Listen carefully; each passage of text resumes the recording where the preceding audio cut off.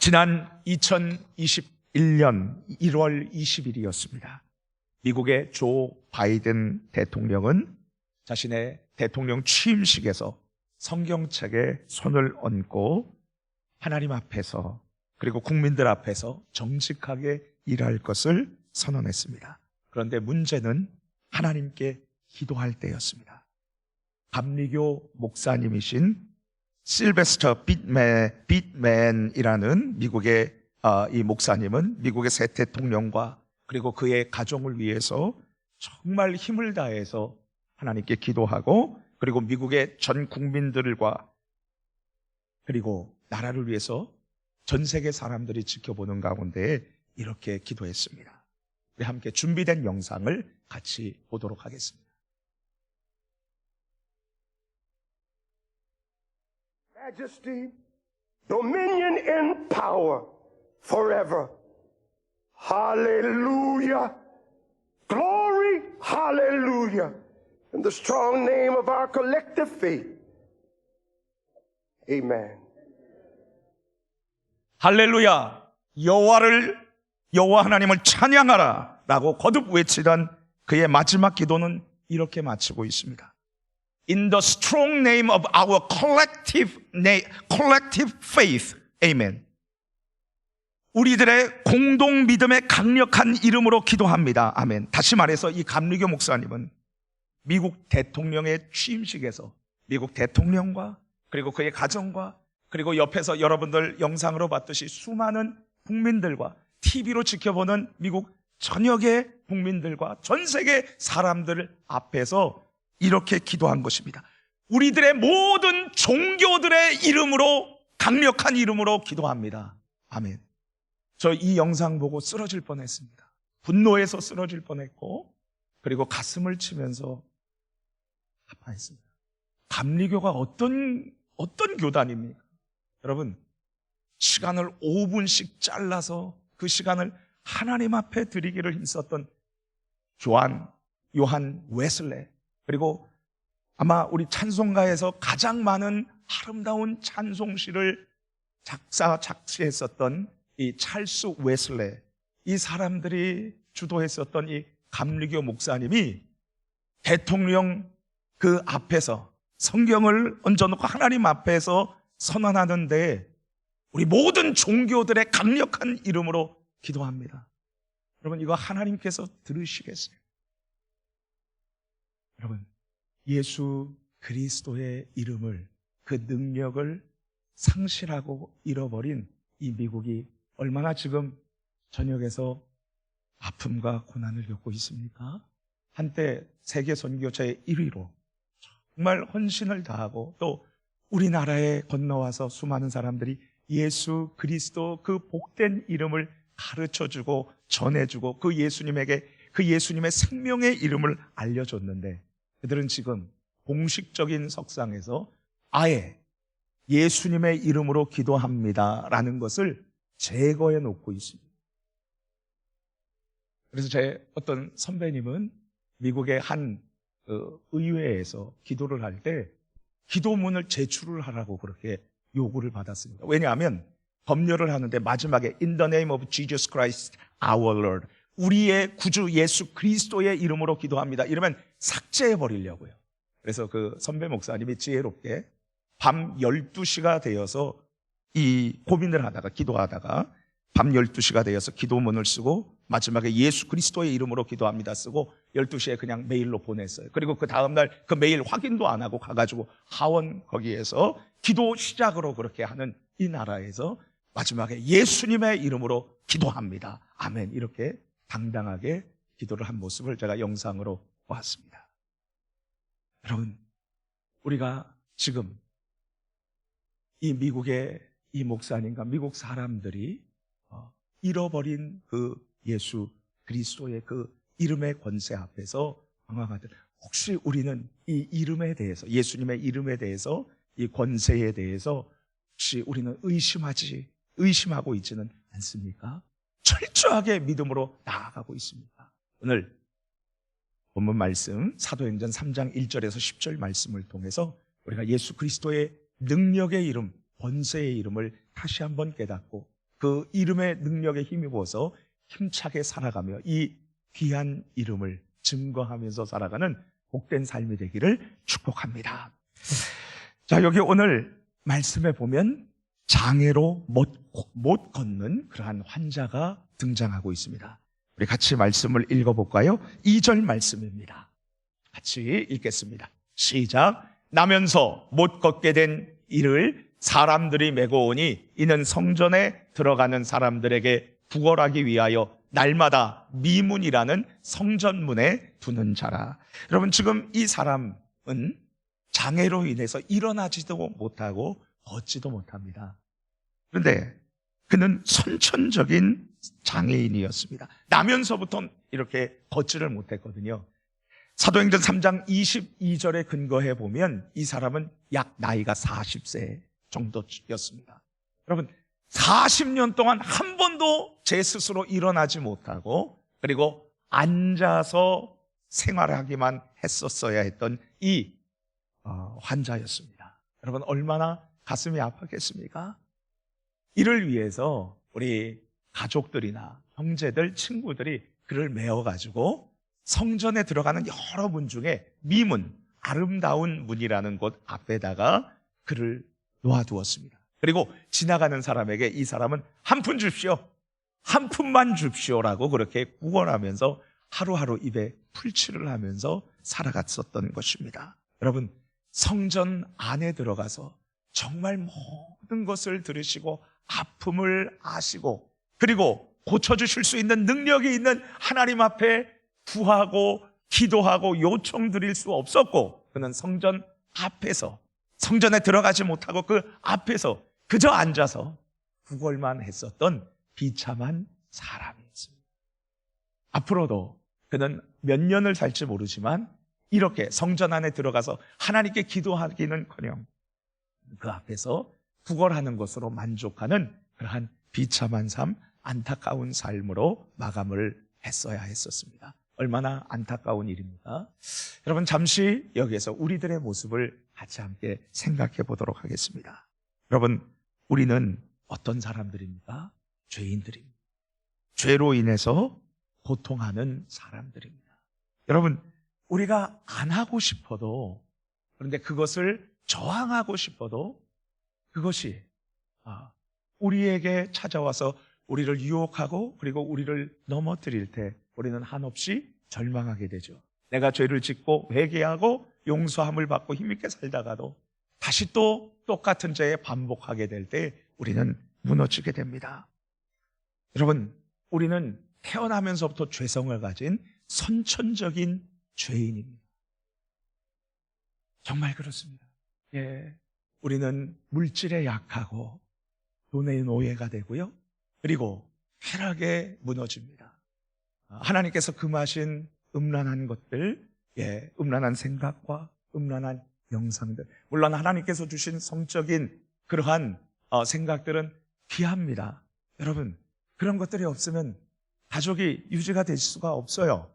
그러나 그것을 넘어서서 하나님께서 정해주신 선을 넘어서서 그래서 악하고 음란하고 더러운 생각들과 행동들을 하게 된다면 그것은 하나님 앞에 범죄하는 것이고 자신의 몸과 육체를, 영혼을 파괴하는 것이고 그리고 여러분, 그에 대한 분명한 하나님의 심판을 그는 받게 될 것입니다. 여러분, 또한 여러 가지 우리가 끊지 못하는 중독적인 죄악들도 있습니다.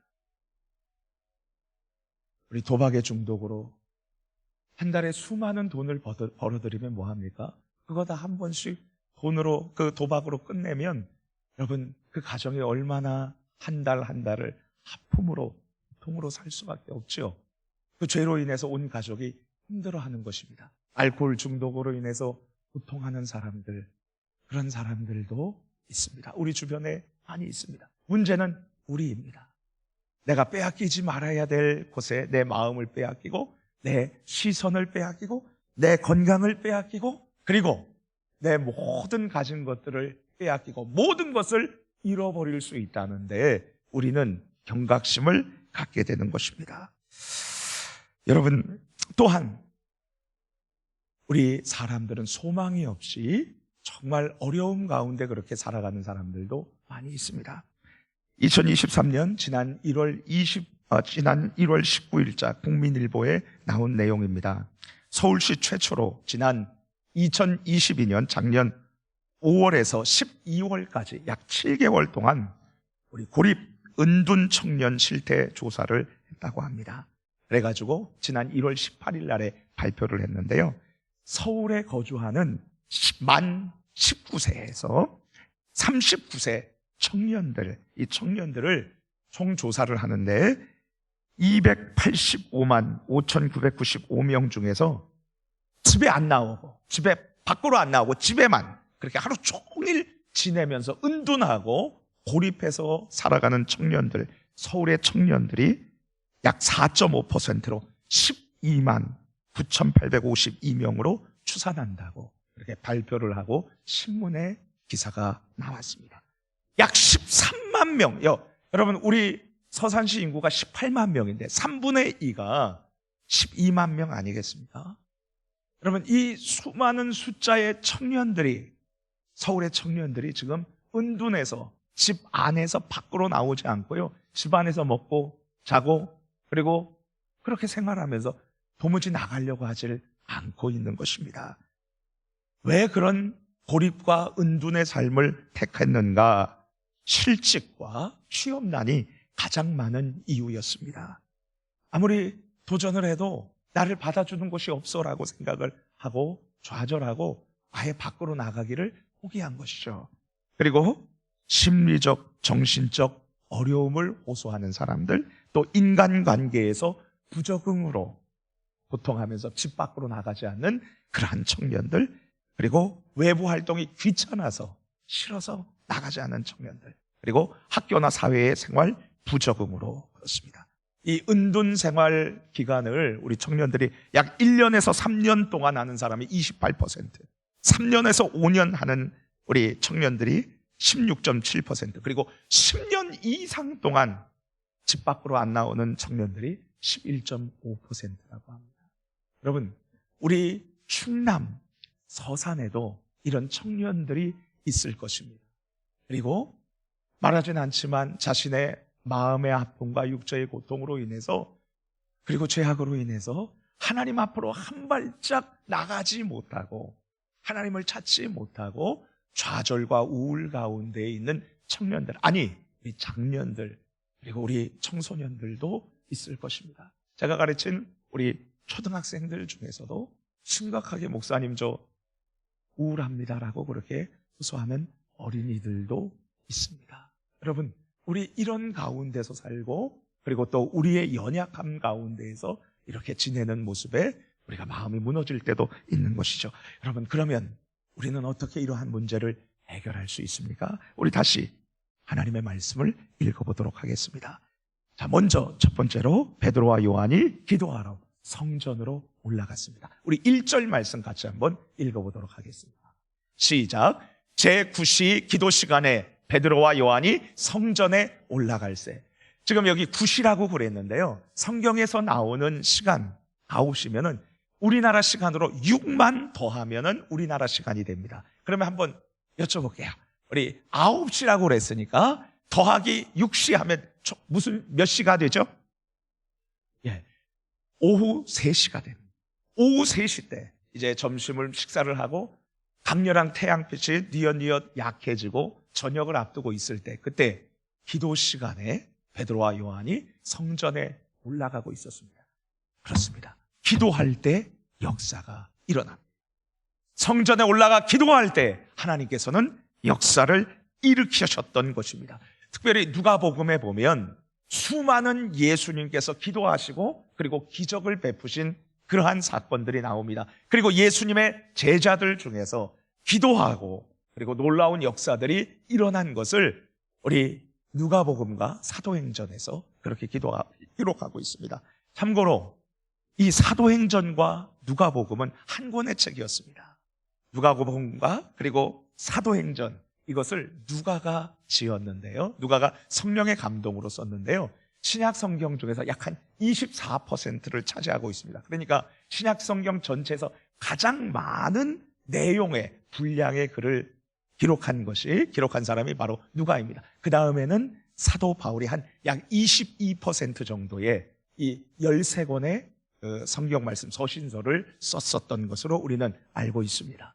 여러분, 예수님께서 하나님 앞에 감사의 기도를 들으신 후에 오병이어 5개의 보리떡과 2마리의 물고기로 5,000명, 남자만 5,000명을 먹이는 그러한 기적을 베풀었습니다. 기도 후에 이런 기적이 일어났던 것입니다. 사도 바울이 감옥에서 기도와 찬양으로 하나님께 영광을 돌릴 때에 옥문이 열리고 지진이 일어나고, 그리고 그것으로 끝나지 않고 간수가 어떻게 하여야 내가 구원을 얻으리까 할 때에 주 예수를 믿어라, 그래야만 너와 내 집이 구원을 얻으리라 바울이 말했고요. 그래서 그의 가족들이 전체가 다 예수님을 믿는 기적의 역사가 일어났습니다.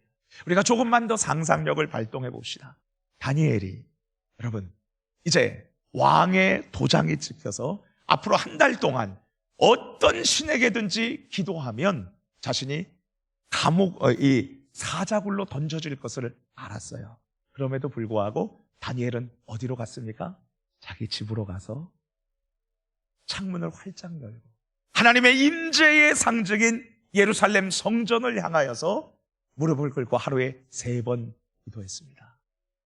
자, 여러분, 이제 어떤 신에게든지 기도하면 감옥에 사자굴에 던져진다, 이런 대통령의 명령이 딱 정해졌을 때 이병주 목사는 기도했을까요? 안 했을까요? 기도했을까요? 어떠실까요? 기도했을까요? 안 했을까요? 네, 감사해요. 저는 기도했을 거예요. 근데 단 문 꼭꼭 걸어 닫는 거, 문 잠그고 창문 닫고 누구도 못 보게 그렇게 기도했을 것입니다. 다니엘은 그렇지 않았어요. 문 확 열고 누가 보든지 상관없이 살아계신 하나님께서 내 기도를 들으시고 하나님께서 역사하신다 기도했습니다. 여러분, 그 기도로 인해서 사자굴에서도 하나님께서 막아주시고, 그리고 그와 함께 해주신 그 은혜, 그 기적을 누렸었던 것입니다. 여러분, 우리 기억하십시다. 기도할 때 하나님께서 놀라운 역사를 이루어 주십니다.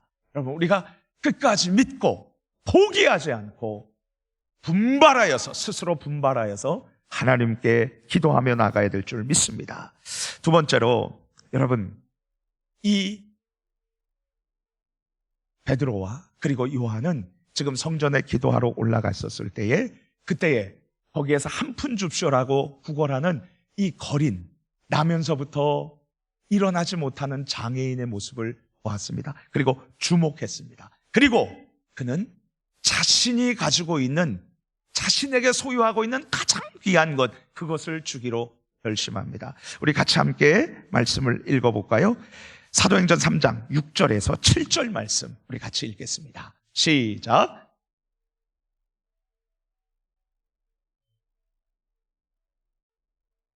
나사렛 예수 그리스도의 이름으로 일어나 걸으라 하고 오른손을 잡아 일으키니 발과 발목이 곧 힘을 얻고, 아멘.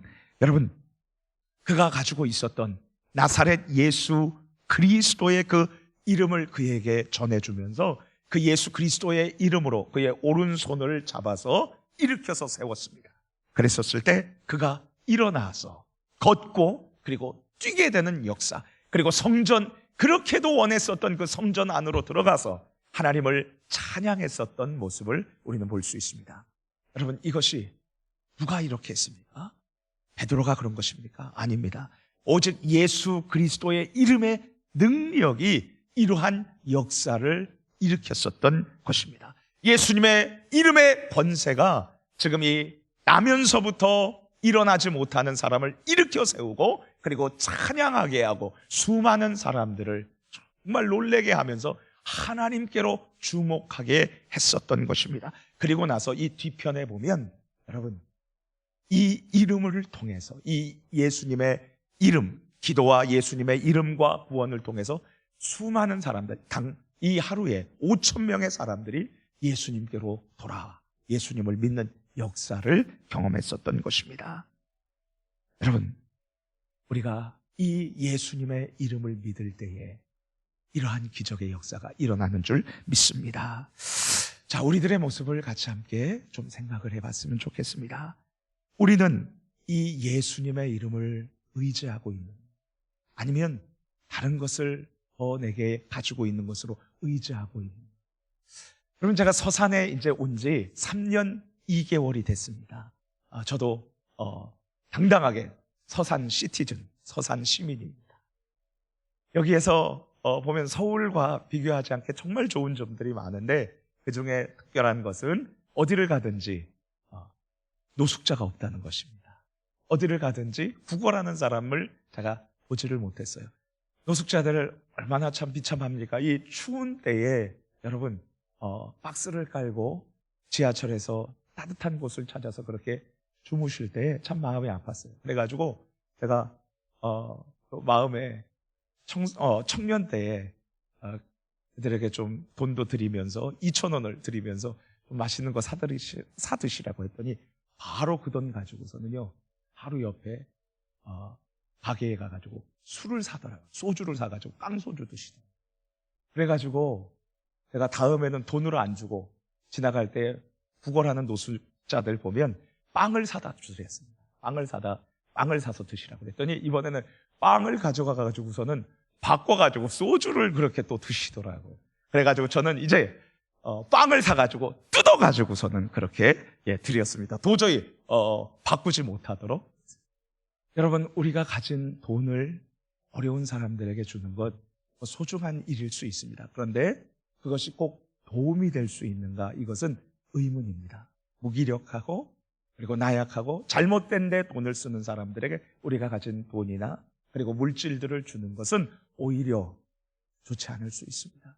제가 여기서 말하고 싶은 것은 우리는 우리에게 있는 것, 우리에게 있는 가장 소중한 것을 정말 어렵고 힘들어하고 하나님 앞에 한 발짝 도저히 나아가지 못하고 은둔해서 살아가고 있는 우리 청년들에게, 그리고 또 가슴을 쓸어안고 있는 우리 초등학생들에게, 그리고 이제 새학기를 앞두고 있는 우리 다음 세대들에게 전해야 될 줄 믿습니다.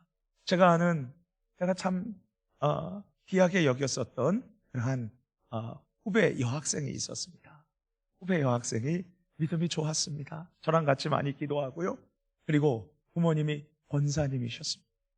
그런데 고3 때에 스트레스를 이기지를 못해서 여러분 책상 위에 올라가가지고 새벽 2시에 책을 던지면서 소리를 지르더라고요. 어머니 권사님이 깨어서 안고 울고 그리고 통곡하고 하나님 앞에 기도했습니다. 결국 예수 그리스도의 이름을 의지하고 기도하고 나아갔을 때 하나님께서 인내하게 해주시고 그리고 수능 시험을 치르고 합격을 하고 하나님 앞에서 귀하게 지금 쓰임받고 있는 모습을 보면서 여러분, 우리가 의지해야 할 이름이 무엇입니까? 우리에게 가장 소중한 것이 무엇입니까? 예수 그리스도의 이름인 줄 믿습니다. 우리가 믿고 일평생 의지해야 할 이름이 바로 예수 그리스도의 이름입니다. 우리가 전해야 할 이름, 우리가 주어야 할 이름이 바로 우리가 가진 예수 그리스도의 이름인 줄 믿습니다. 여러분, 왜 예수님의 이름에 권세가 있습니까? 여러분, 예수님, 나사렛 예수, 이 예수, 마리아의 몸을 통해서 성령을 통해서 태어난 이 예수, 나사렛 예수가 바로 그리스도라는 고백입니다. 지금 이 그리스도라는 말은 기름 부음을 받은 자라는 뜻으로 이스라엘 말로는 메시아라고 했습니다. 기름 부음을 받다라는 이 단어가 메시아흐인데, 메시아, 기름 부음을 받다는 거예요. 바로 구원자라는 뜻입니다.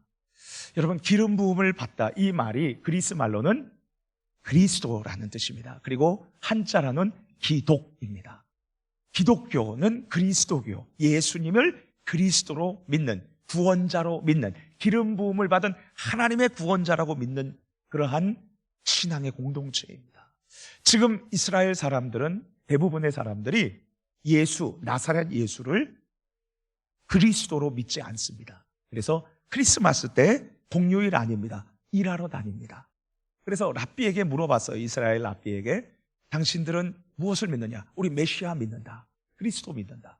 그렇다면 예수가 메시아인가? 예수 그리스도인가? 아니다. 믿을 수 없다는 거예요. 그러면 메시아는 언제 오느냐? 구원자 메시아는 언제 오느냐? 오늘도 올 수 있고 내일도 올 수 있고 먼 훗날에 올 수 있다. 우리는 그 그리스도를 기다리고 있다라고 그렇게 이야기를 하더라고요. 여러분, 우리는 나사렛 예수께서 메시아, 곧 기름 부음을 받은 그리스도 구원자임을 믿습니다. 여러분, 이 그리스도 메시아는 누구입니까? 세 가지 종류의 사람에게 바로 이 메시아 기름을 부었습니다. 첫 번째로 왕에게 기름을 부었습니다. 여러분, 왕은 어떤 일을 해야 돼요? 어떤 전쟁에서도 단 한 명의 국민들이 죽지 않게 보호해야 돼요. 그리고 어떤 사고에서도 단 한 명의 사람들이 다치지 않아야 돼요. 왕이 할 일입니다. 그리고 어떤 상황에서도 자기가 다스리고 있는 킹덤, 왕국 안에서는 킹덤, 킹, 왕, 돔이잖아요. 이렇게 덮고 있는 이 나라 안에서는 그 누구도 배고파하는 사람이 없어야 됩니다. 여러분, 이런 강력한 왕이 이 세계에 있습니까? 어느 나라에 이런 강력한 왕이 있습니까? 없습니다. 어느 나라든지, 우리나라도 그렇고 어느 나라든지 왕이나 대통령이 이제 당선이 되면 막 박수를 쳐요. 막 좋아하고 막 이름을 불러요. 그러다가 중간쯤 되면 그 인기가 시들해지고 마지막에 레임덕 현상, 권력 말기의 누수 현상 때에는 그를 외면해요. 그리고 비난해요. 그리고 새 왕이 되면 막 박수 쳐요. 중간 되면 실망해요. 그리고 마지막 되면 외면해요. 욕해요. 그리고 다시 막 왕이 되면 막 박수 쳐요. 이게 우리나라뿐만이 아니라 전 세계가 그래요. 왜 그래요? 영원한 우리의 왕은 누구세요? 예수 그리스도밖에 없는 것입니다. 우리는 이것을 깨달아야 합니다. 대통령에게 실망해서 욕을 할 것이 아니라, 여러분, 우리의 영원한 왕은 정말 하나님 그리고 메시아 예수 한 분이시구나. 이것을 우리는 깨달아야 합니다. 두 번째로, 누가 그리스도로 그렇게 기름 부음을 받습니까? 누가 메시아입니까? 바로 여러분, 이 제사장이 바로 이 기름 부음을 받았습니다. 여러분, 그런데 제사장은 매년마다 제사를 드리는데 동물의 제사로 하나님 앞에 드려서 죄 지은 사람들을 동물의 피를 가지고 가가지고 하나님 앞에서 죄의 용서함을 받고 이어주는 역할을 합니다. 그러나 그의 역할은 불완전해서 동물의 피가 어떻게 사람을 용서해 줄 수 있어요? 여러분, 동물이 어떻게 사람의 이 죄를, 그 피로 사람의 이 더러운 피를, 죄를 씻어줄 수 있겠어요? 절대 못하죠. 그런데 하나님이 용서해 주셨어요. 구약시대 때. 어떤 일입니까? 예, 이것은 마치 이런 거예요. 우리가 서산에 이마트나 아니면 또 롯데마트에 갔을 때에 수많은 물건들을 카트에다가 싣고서는 이제 지불을 할 때에 카드를 줍니다. 그러면 이 캐셔가 카드를 거기서 긁으면 물건 보내주고선 가져가라고 해요. 여러분, 그런데 이 카드로 긁는 것이 문제가 아닙니다. 실제로 후에 통장에 자신의 돈이, 현찰이 직접 지급이 돼야 되는 거예요. 현찰이 될 것을 알고 미리 믿고 보내주는 것입니다. 마찬가지로 동물의 피가 효염이 있어서 우리를 용서해 준 것이 아니라 결국은 하나님께서 정하신 때에 하나님께서 정하신 메시아 예수께서 오셔서 우리를 위해서 순전한 피, 흠 없는 죄 없는 자신의 피로 우리를 용서해 줄 것을 미리 보시고 미리 이 짐승의 피를 통해서 우리를 용서해 주신 것이에요. 여러분, 그렇기 때문에 제사장은 매년마다 제사를 드리고 그리고 항상 서가지고서는 준비하고 있었습니다. 그의 제사가 불안정했었던 것이죠. 완벽하지 못했던 것이죠. 하지만 예수, 나사렛 예수 그리스도의 이 제사장으로서의 메시아로서의 이 제사는 어떻습니까? 단 한 번이었어요. 단 한 번에 자신의 흠없는 피를 가지고 육체를 찢으시고 피를 다 흘리시고 하나님 앞에서 제사를 드림으로 우리의 모든 죄를 용서해 주셨습니다.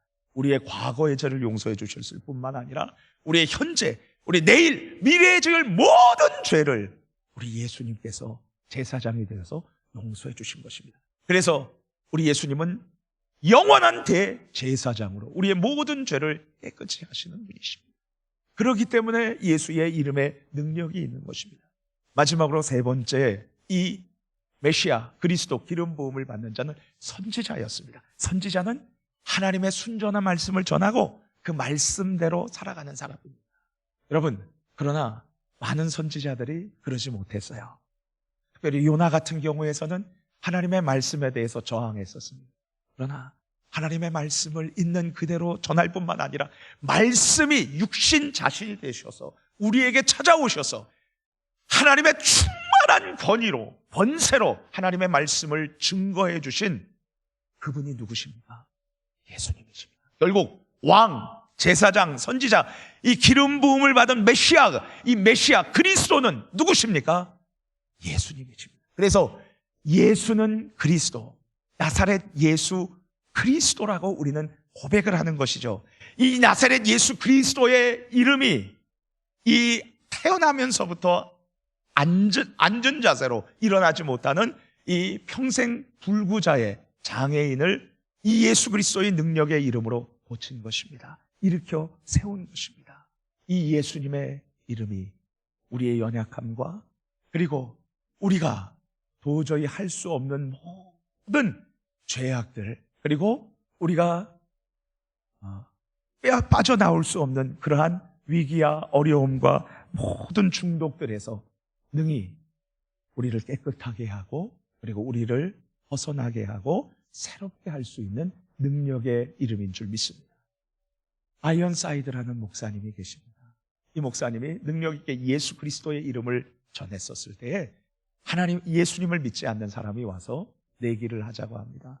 우리 같이 토론을 해봅시다. 그래서 정말 하나님, 예수 그리스도 메시아가 있는지 없는지에 대해서 공개 토론을 제안을 했습니다. 그때에 그가 이렇게 말합니다. 좋소. 하지만 당신이 생각하는 그러한 의견을 갖고 올 때에 당신의 이론으로 완전히 삶이 뒤바뀌어진 변화된 사람 100명을 가지고 오시오. 나는 100명을 데리고 오겠소. 그랬었을 때 옆에 있는 사람이 술주정병이었었던 사람, 목사님, 제가 10명 데리고 오겠습니다. 그리고 또 부도덕한 삶을 살아가다가 예수님을 믿고 그 이름에 의해서 청산했었던 한 여인이 이렇게 말합니다. 목사님, 저 50명 데리고 올게요. 저기 옆에서 있었던 어떤 사람은 제가 감옥에 있어서 수많은 사람들 예수님 믿고 새롭게 됐습니다. 제가 50명 데리고 오겠습니다. 이 얘기를 옆에서 들었었던 그 불신자가 취소합시다. 그만둡시다. 그렇게 얘기해서 마쳤다는 이야기가 있습니다. 어거스틴이 방황하고 그리고 음란한 죄악과 그리고 또한 마니교, 이 우상 숭배에서 빠져 있었을 때 그의 어머니가 기도하고 예수 그리스도의 복음의 말씀을 듣고 새롭게 되었습니다. 여러분, 존 뉴턴이라는 사람이 이 노예 시장 가운데서 벌어먹고 살다가 그가 예수 그리스도를 만나서 나같이 이렇게 정말 쓰레기 같은 인간, 이 인간을 어떻게 구원해 주셨습니까? 예수님이 변화시켜 주셨다고 찬양하며 고백했습니다. 샘물과 같은 보혈은, 여러분, 이 찬양을 지었었던 윌리엄 후퍼는 그는 어려서 어머니를 잃어서 늘 우울증에 시달렸습니다. 그리고 자살 충동 가운데에서 몇 번의 자살 시도를 했습니다. 그는 변호사 자격을 얻었지만 시험을 봐서 변호사 자격증을 취득했지만 단 한 번도 법정에 들어가지 못했습니다. 우울했기 때문이죠. 그러나 그가 예수님을 믿고 그가 그 예수님의 이름을 믿고 새롭게 되었습니다. 샘물과 같은 보혈은 임마누엘의 피보다 예수 그리스도의 보혈을 찬양했었던 것입니다. 주 안에서 사랑하는 성도님 여러분, 오늘 우리가 이 예수님의 이름의 권세를 힘입고 우리가 새롭게 출발하기를 원합니다. 그리고 우리 정말 주변에서 힘들어하고 고통스러워하고 집안에서 은둔하고 그리고 나오지 않는 사람들에게 우리가 다시 한번 찾아가서 이 예수 그리스도의 이름으로 나오고 일어나고 그리고 새롭게 되기를 기도해주고 우리에게 있는 이 가장 소중한 예수님의 이름을 전해주기를 원합니다.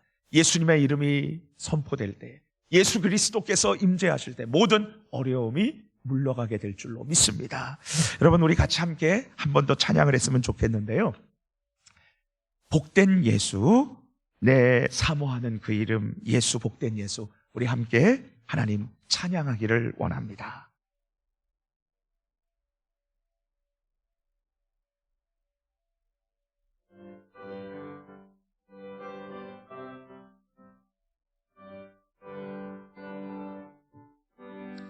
내 사랑하는 그 이름 예수, 복된 예수, 내 귀에 음악 같도다. 예수, 복된 예수, 귀하다. 그의 이름 갈보리 산의 어린 양, 귀한 생명 버리셨네. 예수, 복된 예수, 내 맘에 계신 그 이름 예수, 복된 예수, 내 눈에 눈물 씻기는 예수, 복된 예수, 귀하다. 그의 이름 갈보리 산의 어린 양, 귀한 생명 버리셨네. 예수, 복된 예수, 주 예비하신 하늘집 예수, 복된 예수, 날 구원하신 그 이름 예수, 복된 예수, 귀하다. 그의 이름 갈보리 산의 어린 양, 귀한 생명 버리셨네. 예수, 복된 예수.